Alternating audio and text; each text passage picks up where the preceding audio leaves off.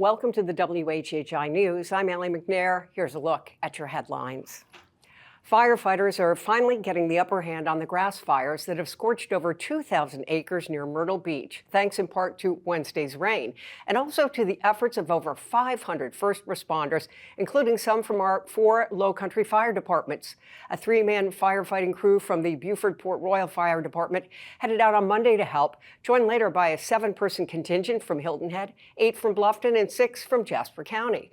They mustered a fleet of fire engines, water tenders, and specialized brush trucks to try and help contain the fires that have been burning since the weekend, fanned by strong winds and fed by dry grasses that hadn't seen rain in weeks.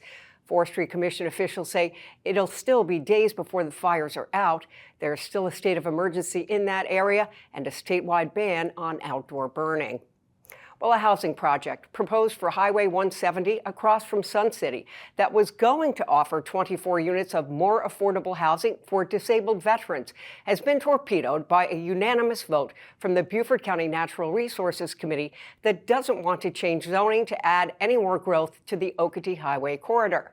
Mosaic Development and the Lowcountry Veterans Housing Foundation were working on a revised plan that would include 24 apartments specifically designed for disabled veterans and first responders to a 222-unit development. But the Natural Resources Committee said there was already more than enough traffic congestion out of the back gate of Sun City. Developers aren't expected to appeal that full county council decision. Well, some new fun in our area for locals, visitors, and you foodies. The Technical College of the Lowcountry's Culinary Institute of the South is finally ready to open its Foodseum on Friday. It'll be an interactive museum, meaning you can eat some of the exhibits that will focus on the Lowcountry's rich food heritage.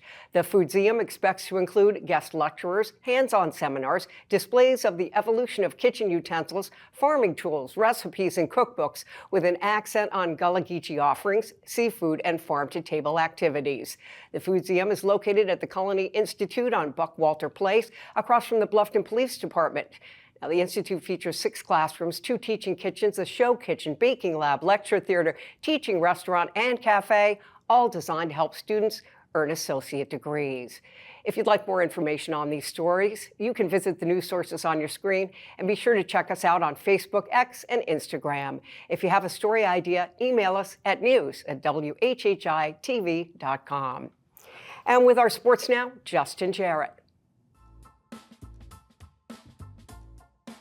Hey, it's time for Last Night in the Lowco on WHHI, powered by LowcoSports.com, the fastest 60 seconds in local sports. It was rocking in the Cove from start to finish last night as the USCB Sandsharks made history. Coach Ron Fudala's men's basketball team earned its first postseason victory, grinding out a 62-57 win over in-state rival Lander to advance to the semifinals of the Peach Belt Conference Tournament. It marked the 20th win of the season for the Sandsharks, whose meteoric rise in prominence in just the 2nd season for the program has put USCB hoops in the NCAA Division II spotlight. Senior Kenny Gaines had a team-high 13 points and 7 assists, and freshman phenom Dominic Eason added 11 to lead a balanced effort for the Sandsharks, who will travel to top-seeded Columbus State for a semifinal matchup Friday night. After a day off due to the weather, high school sports fires back up tonight, and we'll get you up to speed on all the latest local sports news tonight on the Loco Sports Lowdown. For Loco Sports and WHHI, I'm Justin Jarrett. Until next time, go Loco. Thanks a lot, Justin. When we come back, we're going to find out about the amazing efforts to raise funds for St. Jude Children's Research Hospital. Don't go away.